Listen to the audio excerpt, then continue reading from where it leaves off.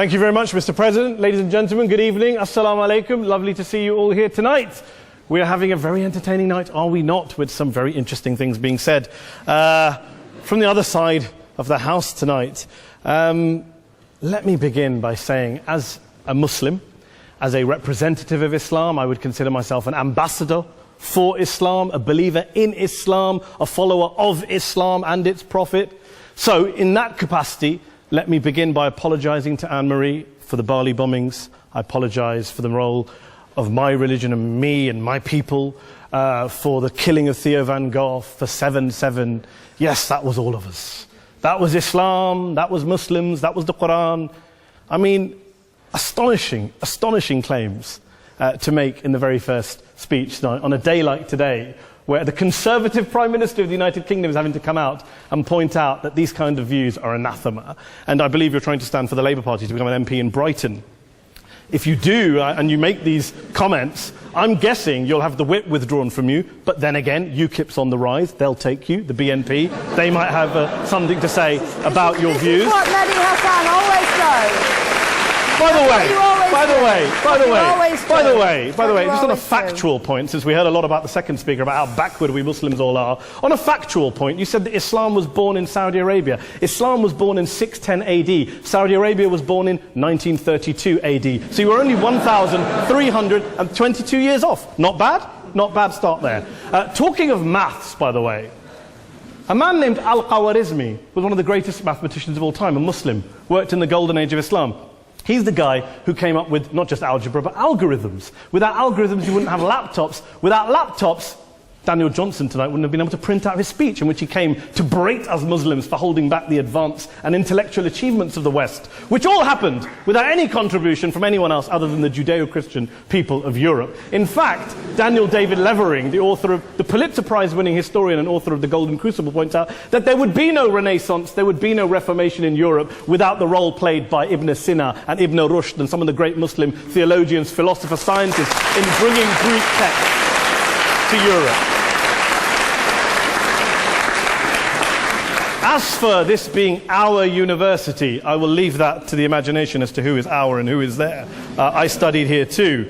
An astonishing set of speeches so far making this case tonight. A mixture of just cherry-picked quotes, facts and figures, self-serving, selective, a farrago of distortions, misrepresentations, misinterpretations, misquotations.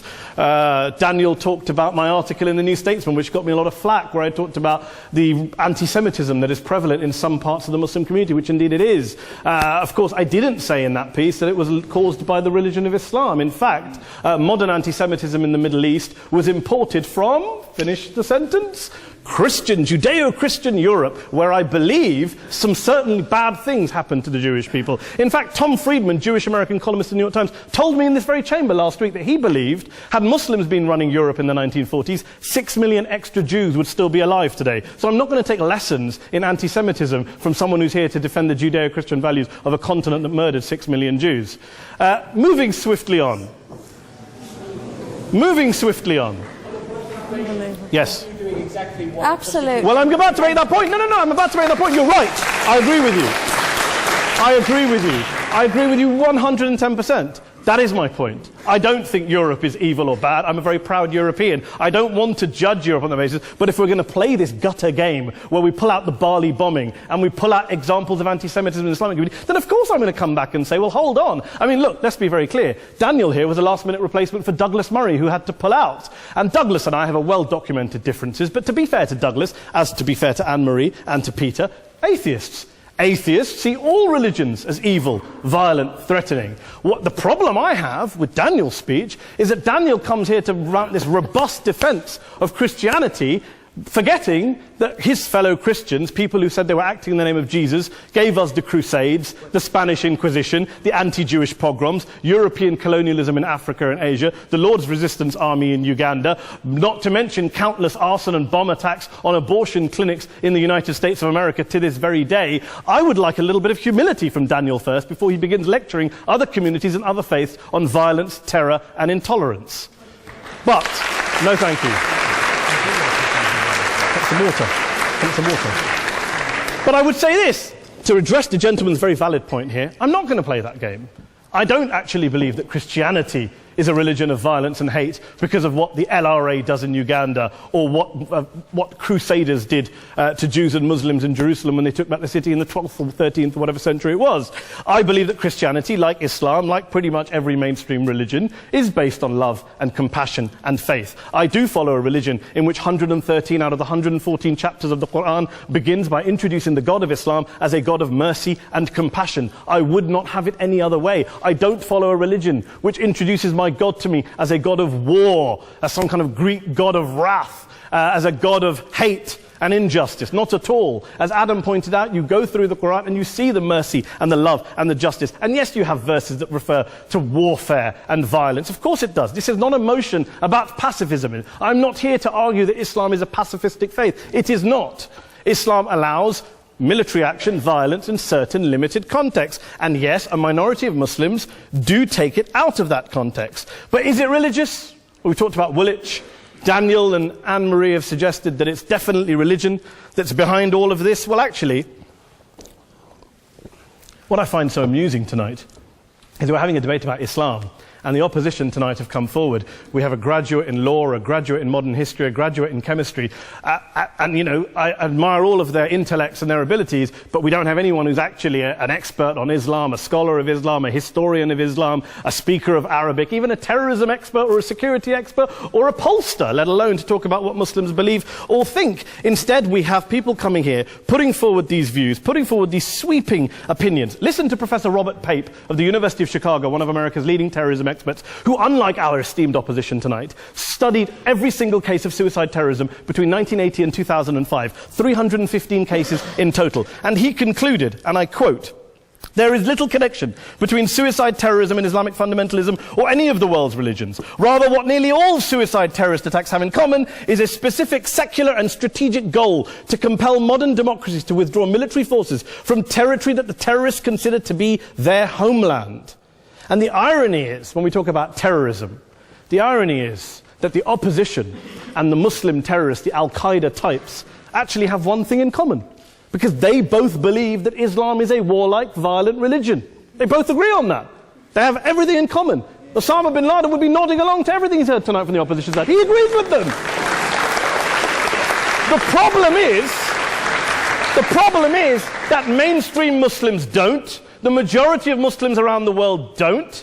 In fact, a gentleman here started quoting all sorts of polls. Gallup carried out the biggest poll of Muslims around the world, of 50,000 Muslims in 35 countries. 93% of Muslims rejected 9/11 and suicide attacks. And of the 7% who didn't, they all, when polled and focus grouped, cited political reasons for their support for violence, not religious reasons. And as for Islamic scholars and what they say, well, Daniel talks about our University of Oxford. We'll go down to Oxford Centre for Islamic Studies, get hold of a man named Sheikh Afifi al-Akiti, who is a massively well-credentialed and well-respected Islamic scholar, who has studied across the world, who in the days after 7/7 published a fatwa denouncing terrorism in the name of Islam, calling for the protection of all non-combatants at all times, and describing suicide bombings as an innovation with no basis in Islamic law. Go and listen to Sheikh Tahir al-Qadri, one of Pakistan's most famous Islamic scholars, who published a 600-page fatwa condemning the killing of all innocents and all suicide bombings unconditionally without any ifs or buts. There's nothing new here. This is mainstream Islam, mainstream scholarship, which has said this for years. You don't go out and kill people willy-nilly in the high street or anywhere else, on a bus or a mall, based on verses of the Quran that you cherry-pick without any context, any understanding, any interpretation, or any commentary of Islam. Anne-Marie comes and scares us with her talk of Sharia law. I would like to see the book of Sharia law. It doesn't exist. People argue over what Sharia law is. And you empower the extremists by saying there is only one version. You empower them all. I don't believe you took any interruptions, Anne-Marie, so I think you should stay there for a moment. Here's what we're dealing with. Here's what we're dealing with. We are dealing, I took your point. Here we are dealing with a 1400-year-old global religion, followed by 1.6 billion people in every corner of the world, a quarter of humanity, of all backgrounds, cultures, ethnicities. And yet the opposition tonight wants to generalize, stereotype, smear, in order to desperately win this debate. And here's my question, if we're going to generalize and smear. If, okay, people say yesterday's bombers, and we've got to be careful, there's a trial going on, were yesterday's attackers, motivated by Islam? Big debate. I don't believe they were. Let's say they were. Let's say Faisal Shahzad, the Times Square bomber, was motivated by Islam. Let's assume, for sake of argument, that Richard Reeves, the shoe bomber, was motivated by Islam. If Islam is responsible for these killings, if Islam is what is motivating these people, and Islam is therefore not a religion of peace, a religion of war, then ask yourself this question: why aren't the rest of us doing it? Why is it such a tiny minority of Muslims are interpreting their religion in the way that the opposition claim they are? Let's assume there are 16,000 suicide bombers in the world. There aren't. Let's assume there are for the sake of argument. That's 0.001% of the Muslim population globally. What about the other 99.99% of Muslims who the opposition tonight either ignore or smear? The reality is that the rest of us aren't blowing ourselves up tonight. The reality is that the opposition came here tonight not worried about the fact that me and Adam might pull open our jackets and blow ourselves up tonight because we're followers of a warlike warrior religion which wants to take over Europe and Daniel's university. The issue is this. The issue is this. Unless the opposition can tell us tonight, and Peter Atkins is here, one of our great atheist intellectuals, can tell us tonight, can answer this question tonight: why don't the vast majority of Muslims around the world behave as violently and aggressively as a tiny minority of politically motivated extremists? Then they... Thank you very much for your time.